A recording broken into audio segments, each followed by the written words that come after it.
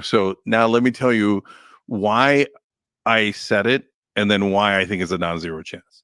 So Michael Smirkonish had written this blog like, I don't know, 10, 15 years ago on Huffington Post. We were both bloggers at that point, and about the wussification of America. Now, he was saying the left is a bunch of wussies, right? So I wrote a blog saying, hey, Michael, I would rather debate you. So if you want to debate about how we're wussies, let's do it. Let's find them. But, you're mentioning physicality, right? And how you guys are tougher. So if you prefer, only in a prescribed setting, right? And we're not going to go do it in the streets like idiots, right? But if you want, we'll have a boxing match or whatever you want, and we'll see who's tougher.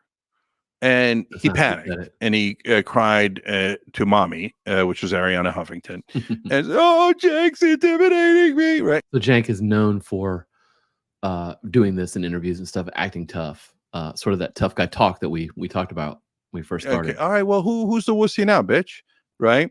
So that is not to actually get into a fight with. And see, this is what I'm talking about with the, this is Lex Friedman and Cenk Unger, like on the Lex Friedman podcast, which is like the most low energy, laid back thing. But he knows that Lex is a jiu-jitsu black belt. He knows that Lex is trained MMA and wrestling and stuff. So this is the leveling of communication that guys will do sometimes, the sort of tough talk.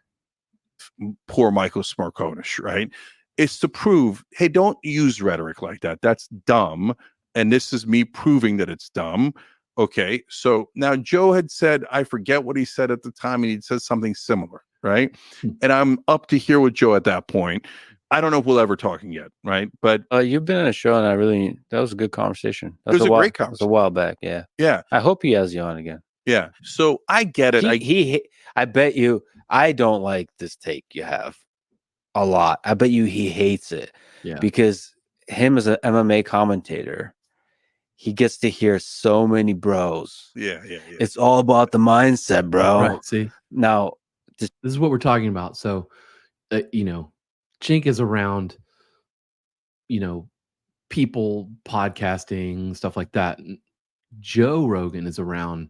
Lex's too, I guess, was his side thing, jiu-jitsu, whatever. But they're around people who really do this stuff for a living. So their outlook on it is very different. Steelman, the point you're making, which I do think it's the stupidest thing. By the way, it's a pet peeve of mine. You say straw man to stand up an argument that doesn't really hold much, but they say steel man, which is, I think, to prop up something by using logic and examples. I don't know. I don't like that term. Doesn't matter for the case of this podcast. It's just a pet peeve of mine.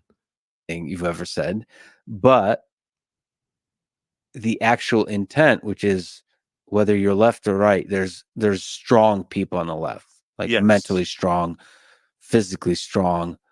Like, I think the whole point is not that you can beat them, but you're willing to fight if you need to. It's 100%. So it's not like I believe I could beat them. It's like I'm willing, like all this shit, calling the people on the left wusses or whatever. I'm willing to step in the fight, even if I'm untrained, even if I'm out of shape. I'm willing to fight. Yeah, I get it. I understand that, but it's just pick a different person. That's why I wrote down my genuine curiosity is if you can beat up Alex Jones versus Cenk. That legitimacy, I would pay for that because you're both untrained. You both got, I would say, the spirit. No, he has.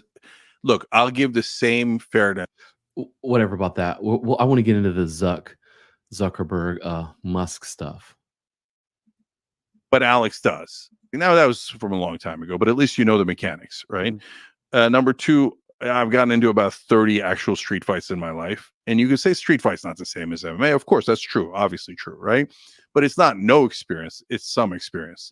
This is the same argument that Musk uses himself, that he's fought as a kid or something. And the most important part of a street fight is being able to take a punch to the face. Okay. Yeah, knowing what it feels like to get punched in the face. Yeah.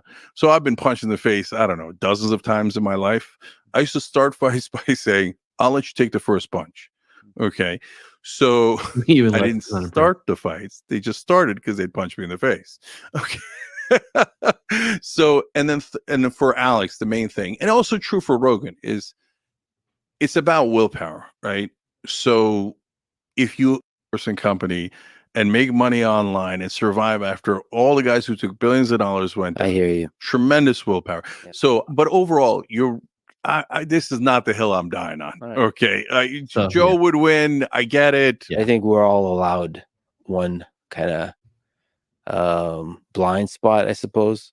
So you don't think a big guy that still is in good shape, Here we go. that was a wrestler, that's been in a lot of street fights, you still think 0.0001? Yes. It depends on street fights, but yeah, 0.001. Yes. I just I see agree. technique. Yeah, and it's such a minute disagreement because so take me out of it. So you take out the willpower part of blah blah blah. Yeah. I think it's Got 1 the to willpower. 2%. Yeah, he could catch the guy on about I think and it's get because, lucky. I think it's because I've talked to. So I trained with a coach named John Danaher, and we talk about this a lot. And I think technique is just such. Technique is the thing that also feeds the willpower. It actually builds up your confidence in a way that nothing else does. In the more actionable way, because you won't need that much willpower. No, if the technique is backed. That's right. I think that's what we're talking about, the Dunning-Kruger effect, right? The more you train, the more you realize, the more you have to go, and that's just where it goes.